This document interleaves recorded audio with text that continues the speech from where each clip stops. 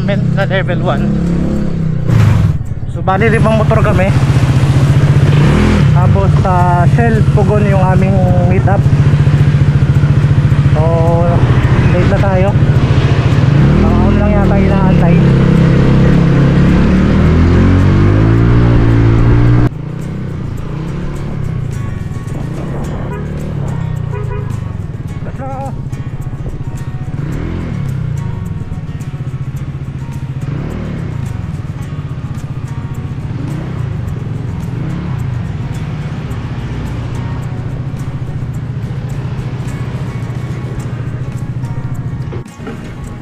Kaya nagpagas tayo dito sa may Clean Fuel Puting Bato. So gasolina natin is 418, 7 liters. So tingnan natin kung hanggang saan yung 7 liters na yan.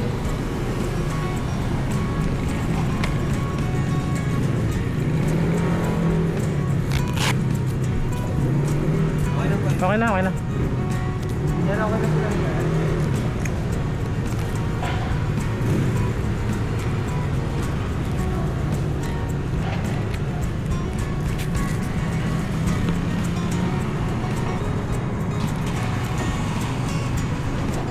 Ito si Wena ating gagamitin.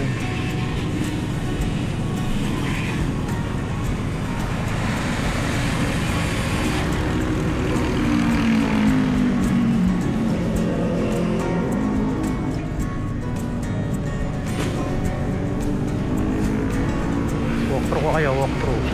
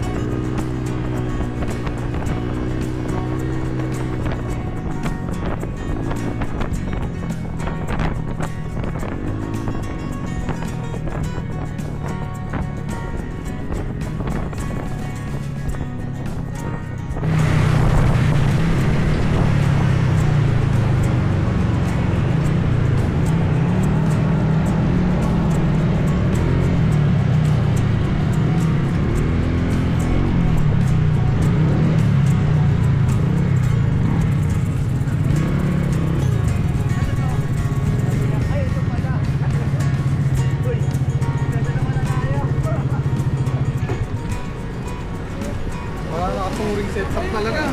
Setup. Atin. Tapos sabihin may gas-gas kayo natalo. Grabe. Bawal daw may gas-gas pag touring. Ayan, sit na kami sa ano, Shell Pugon. Kaya nga eh. Ano yung display? Ano, touring sa garahe. Kaya mag-ride out na kami rito sa may Shell Pugon 11. Meron kaming 258 kilometers na mabihin sa loob ng 7 hours. Almost, siguro baka 9 hours namin natakbuhin to kasi may pahinga rin eh. Kaya nag-pairing na lang sila ng intercom.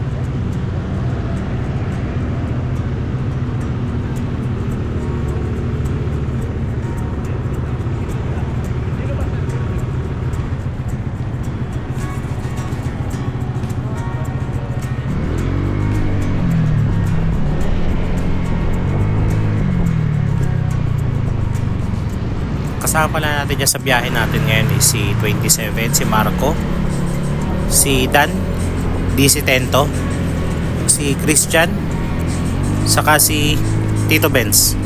So 5 kami, 2 ADV 160, 2 ADV 150 at isang Aerox.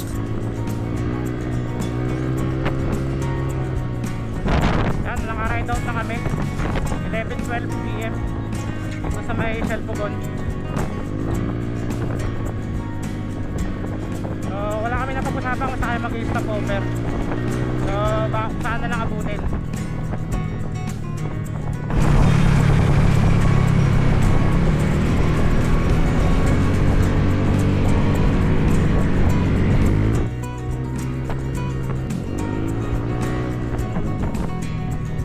Cemento. Paano na tayo dito?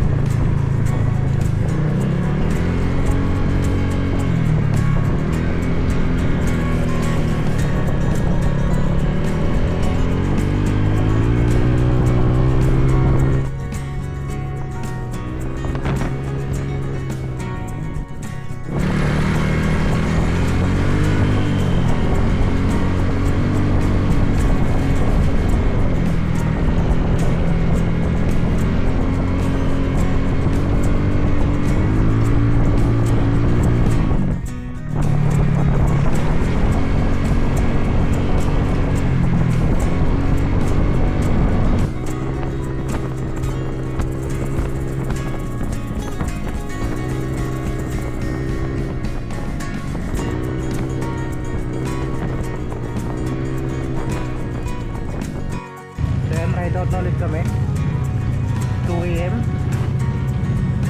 dito sa Magalang Pampanga. Nagkape lang kami rito. Next stop namin ito may Del Rosario bago umakyat ng Quezon Road. Doon na rin kayong papafull tank. So meron na lang kaming 3 hours 49 minutes na biyahe.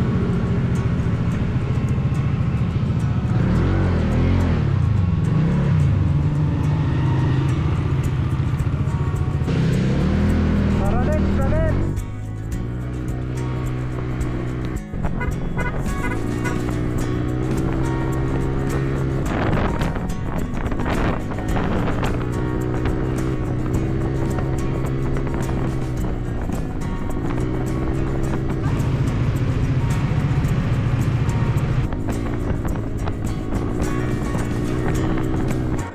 Pagdating namin ng Ritz, dumiretso agad kami ng reception para kunin yung passport. Yun nga lang, naubusan daw ng passport. So, just sa pagkakataon na yan, kinokontak ko si Ma'am Jackie kung ano pwede namin gawin. Yung 700, ano yun, may breakfast. Yung biglang nawala na. Biglang pagkain na. Yung na-problema kami sa passport, tapos si Tito Benz biglang pagkain yung isiningit.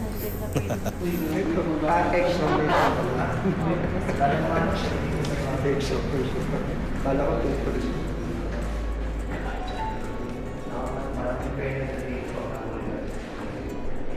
Pero ito mga Wala, naubusan tayo ng passport at sticker.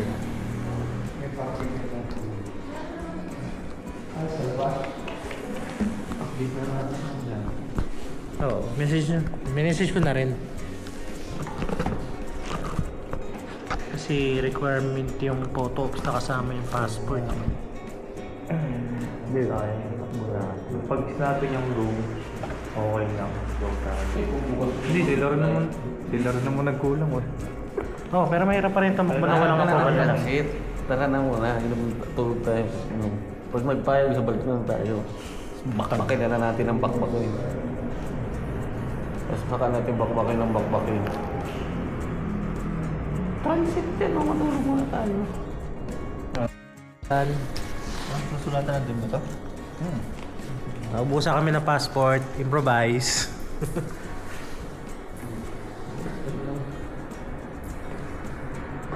Nagawa na ng paraan yung passport, so nag-take off na kami. Siguro mga around 6 AM yata yan, 7. Going to Amcloud.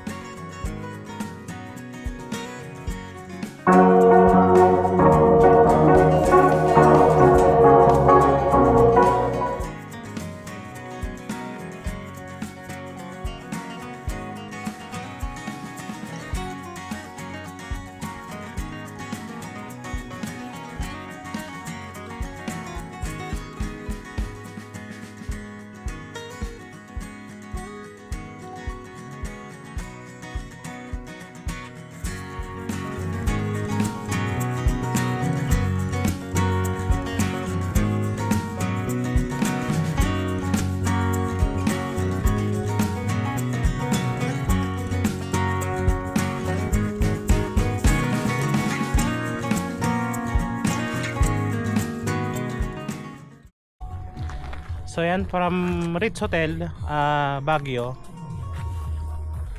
Stopover kami rito sa may Arteo para mag-breakfast at makapagkape.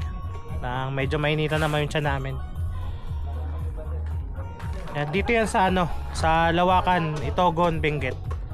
Papunta na pala kami dun sa aming unang checkpoint, which is sa Ambuklaw Dam. Yun, kakain muna kami. At yan, ito Arteo.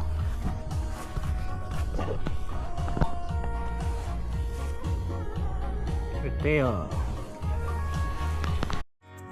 Kain muna kami rin sa Arteo. Hot silog. Pancake. Hot silog. Mami. Walang daddy. Gagala ang dati.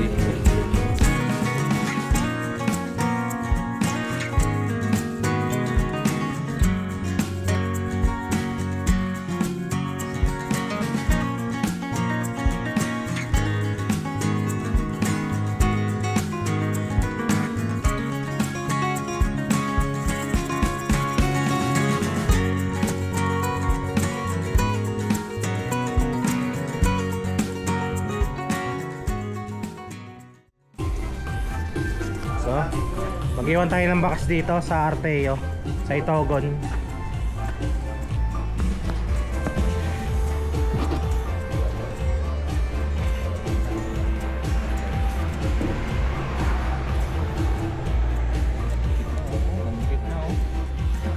Yan, iwan tayo ng bakas. Sila sa iwan ha, pumunta na pala rito.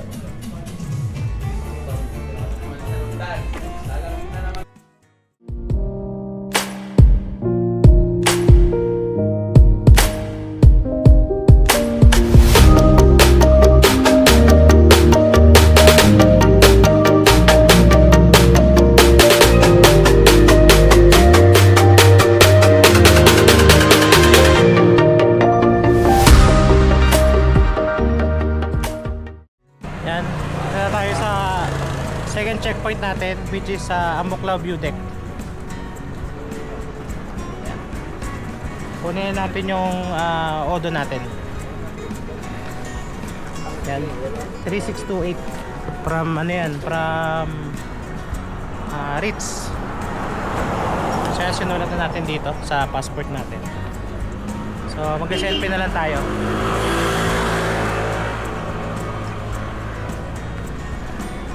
Nandito yung dam. Ayun. Kung makikita nyo, ayun yung Ambuklaw Dam.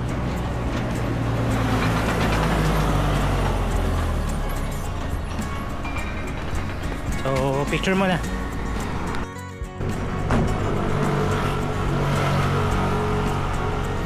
Abang.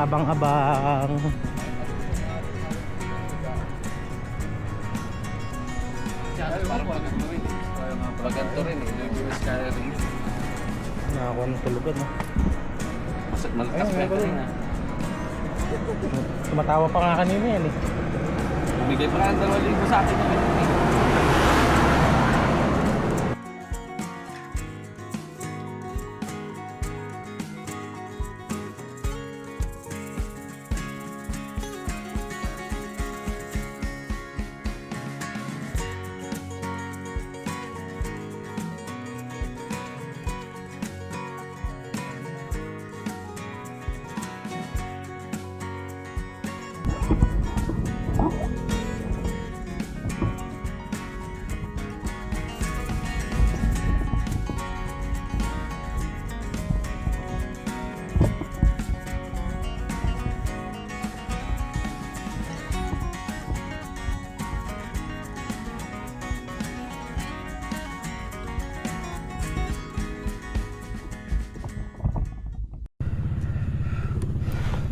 So yan, tapos na kami dun sa second checkpoint, which is sa may view deck ng Ambuklaw.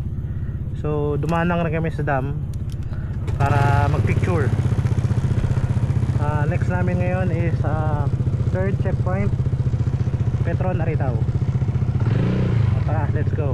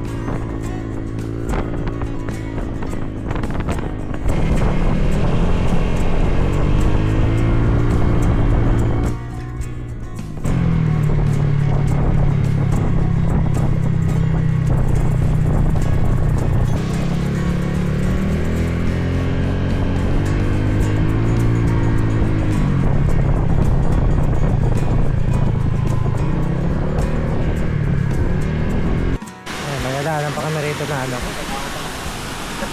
Ano? Falls, ano? Mini falls.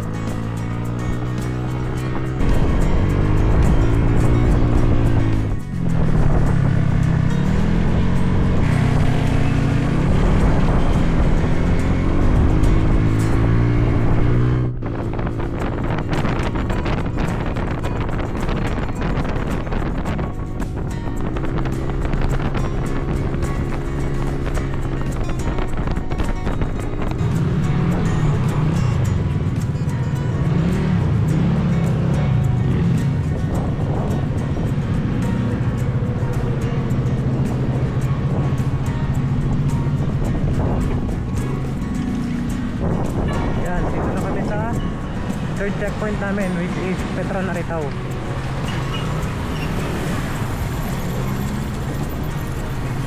Picture lang kami rito. Tapos hanap po na kami kakainan. Then yung tutuluyan namin para dito na kami matutulog. Tapos bukas na ng umaga kami ng alas 4 na madaling araw tutuloy sa biyahe para mapagpahinga na din. Kasi halos wala pa rin kami mga tulog eh. Yes. So ngayon is 2 PM. Tama, 2 PM na. So nag-decide na kami na mag-stop riding na kami ngayon, ngayong araw, para mapagpahinga na kasi mga wala pa rin kami tulog. So yan, may nahanap kami rito na hotel dito sa may Aritao. Halos malapit lang rin din siya sa Petron Aritao, 650 meters lang. Yan yung Hotel Paula. Yan yung nakuha namin. 500 per head. 2.5 kasi yung kwarto. May parking naman sila yan sa baba. So napag-usapan namin is itutuloy na yung ride bukas ng umaga, mga 4 AM. So tatapusin namin yung buong ruta bukas para kahit gabihin kami, importante matapos namin sa loob ng 2 araw. Then siguro yung uwi namin baka Monday na rin siguro, pero depende pa rin kung maaga matapos. So yun, dito ko na tatapusin yung first day ng aming Cordillera Tour Adventure Level 1 kasama ang Team Gala. Yan. Kita-kita na lang bukas.